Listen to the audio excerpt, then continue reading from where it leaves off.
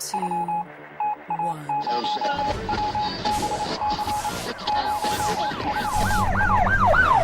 We'd like to welcome you to another edition of Grock Talk, brought to you by New Hampshire's leading conservative blog site, granitegrock.com. We are your feared extremist, right-wing, hard-charging, gun-toting, opinionated, outspoken, rabble-rousing, letter-writing, radio microphone-stomping conservatives and rational libertarians. So get ready for more news and opinion you could only get from granitegrock.com. Grock Talk.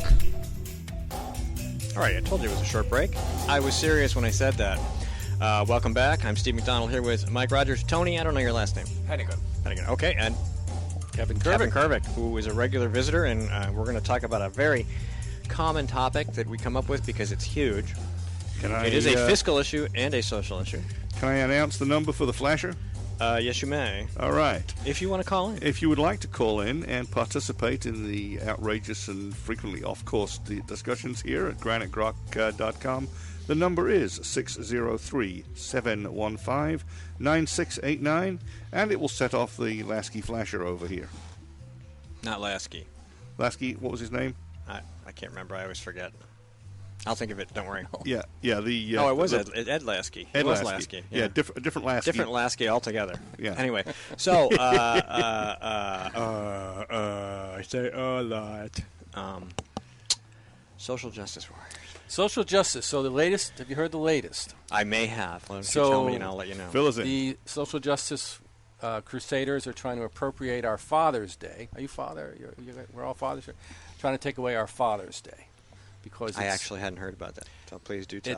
It's not fair to people that don't have fathers, and it's mean. Everybody has a father. It's a microaggression. Well, they would prefer just a direct sperm insemination method, but they're still have a father. Fortunately, you have a donor. You have a donor. Has to be a father. Yeah, but two corporations are.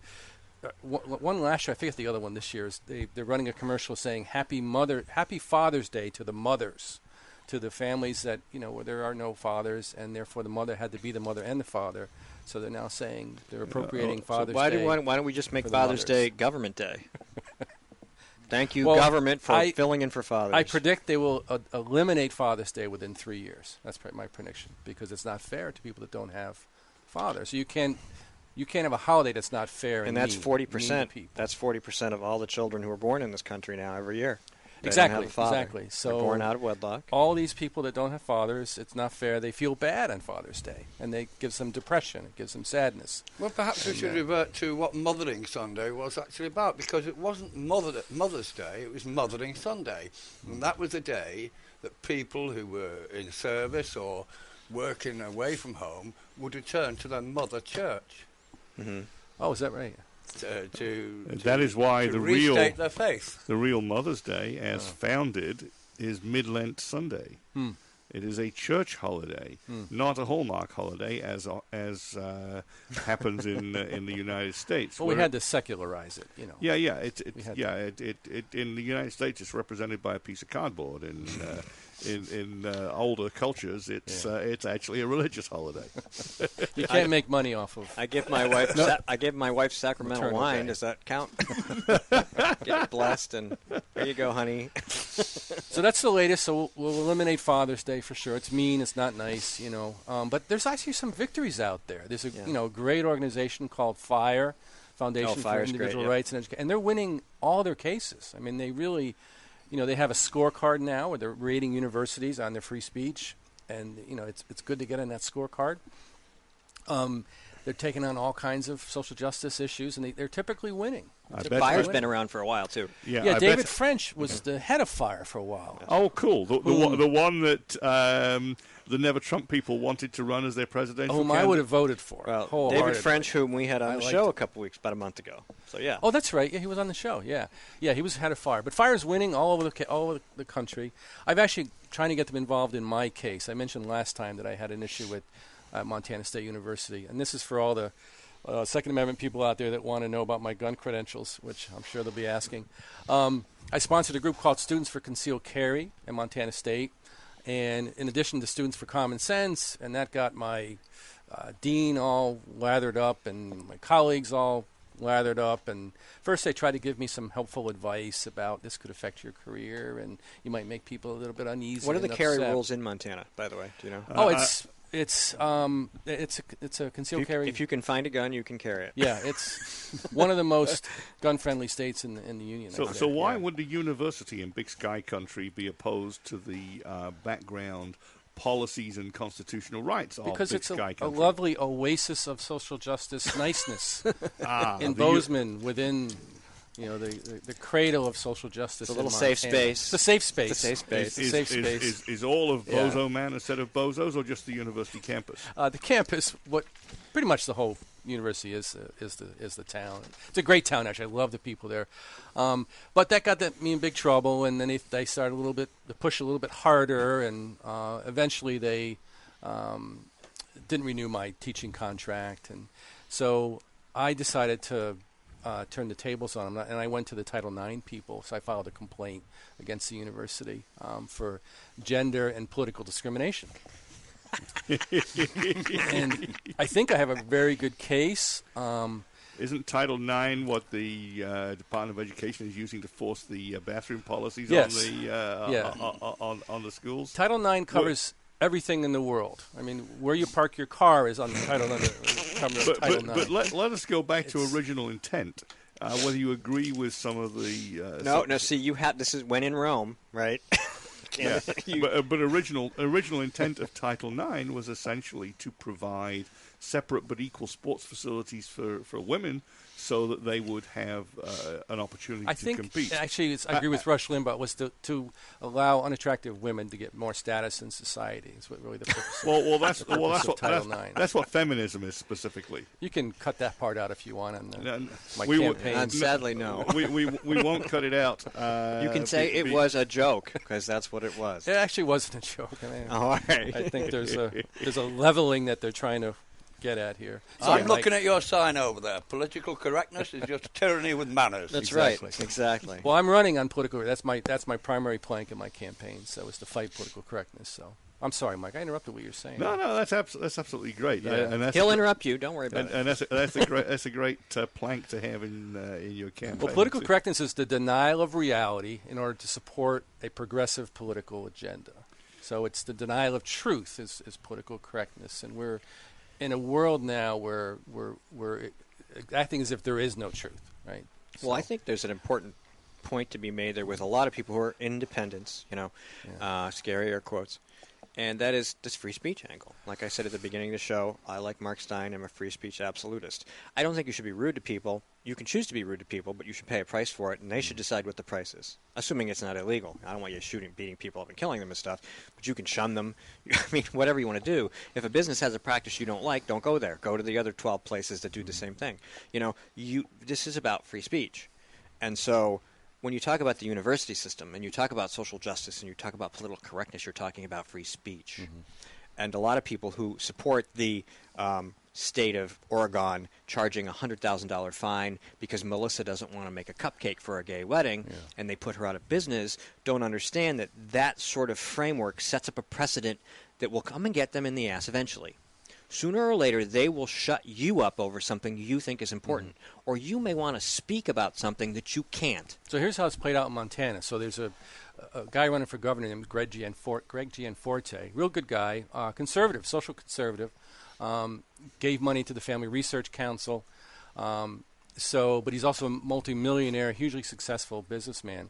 So he just donated $8 million to the university, and they're going to name a building after him, which is great. I mean, the computer sciences building, and they're going to name the program after him or something.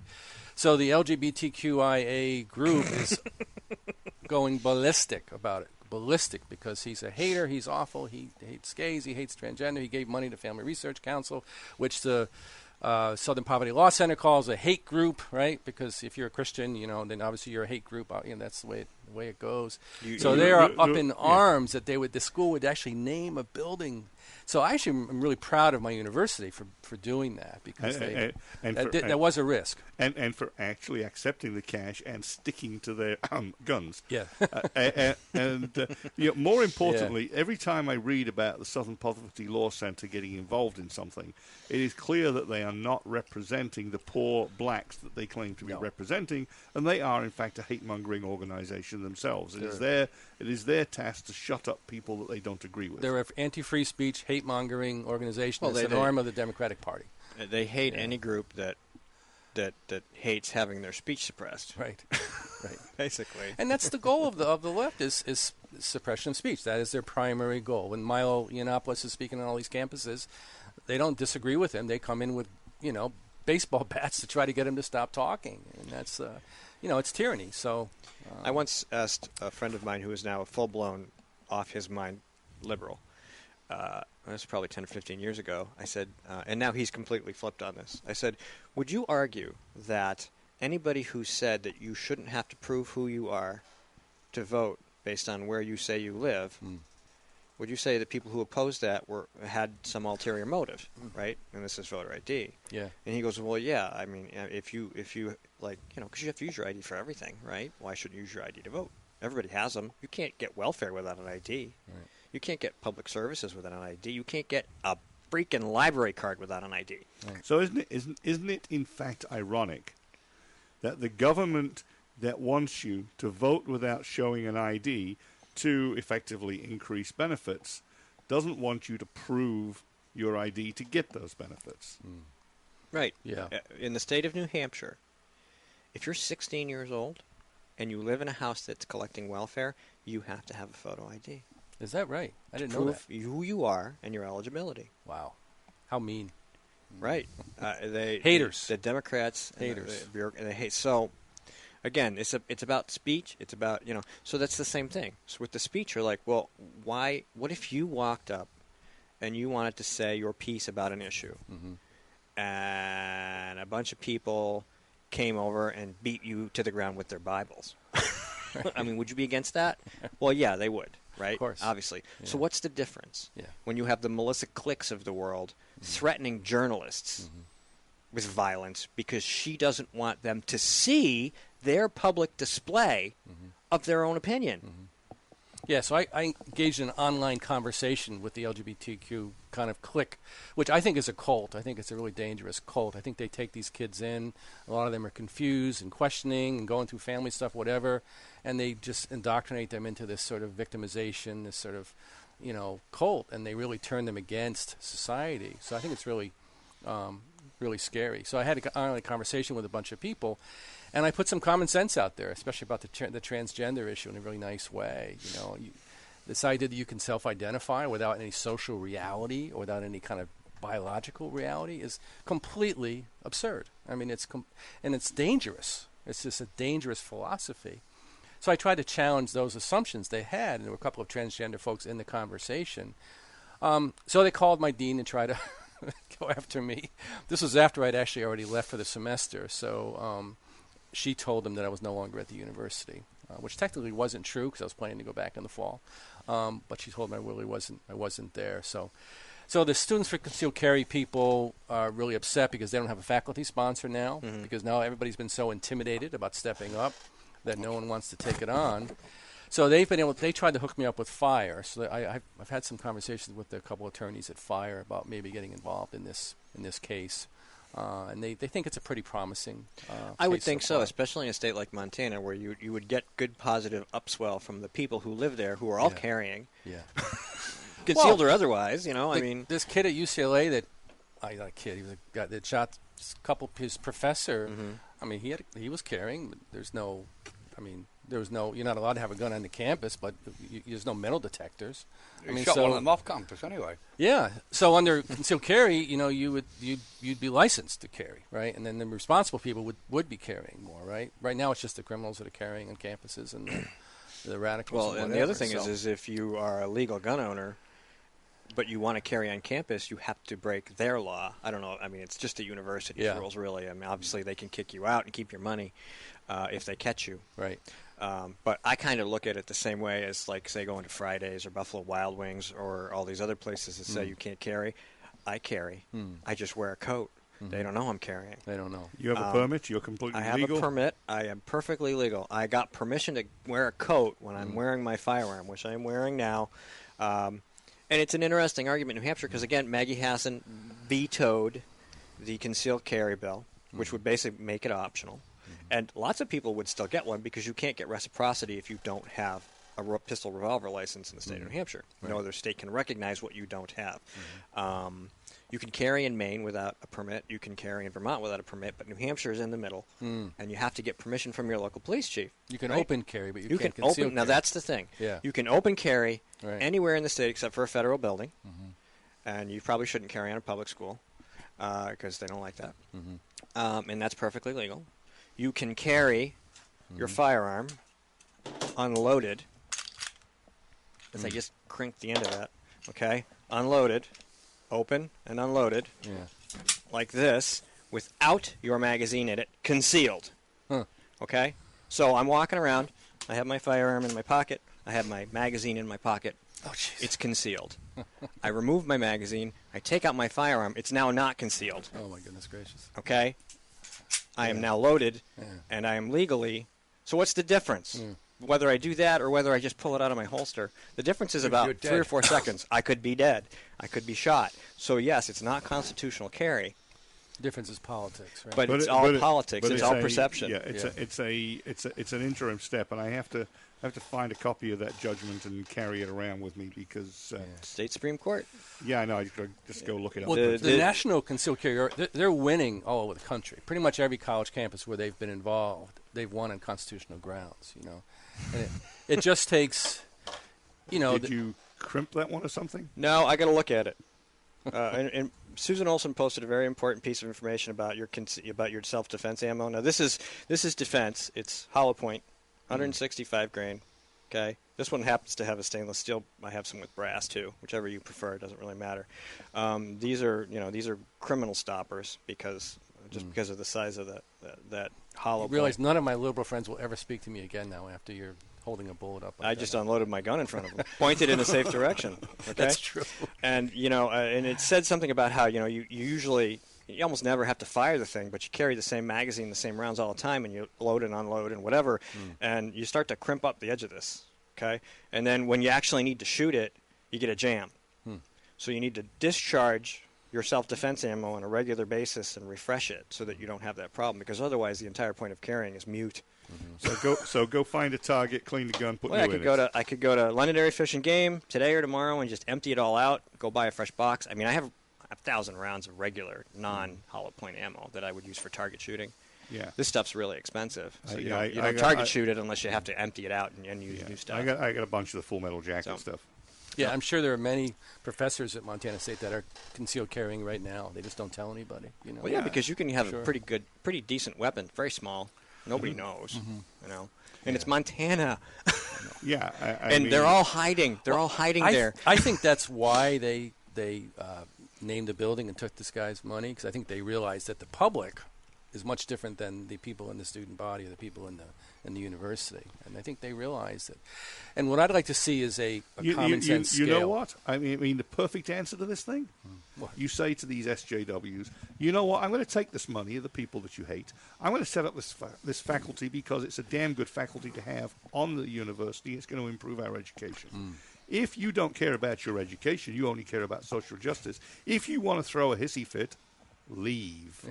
We have other students waiting to replace you who are more interested in learning than making a fuss. So several of the students threatened to leave over this situation, and so that the conservatives said, boy, this is the way we can get rid of people. So if we push concealed carry in every campus, we'll get rid of all the social justice professors on all the campuses all around the country. It's a perfect solution. Right? Click, no more glick. Right.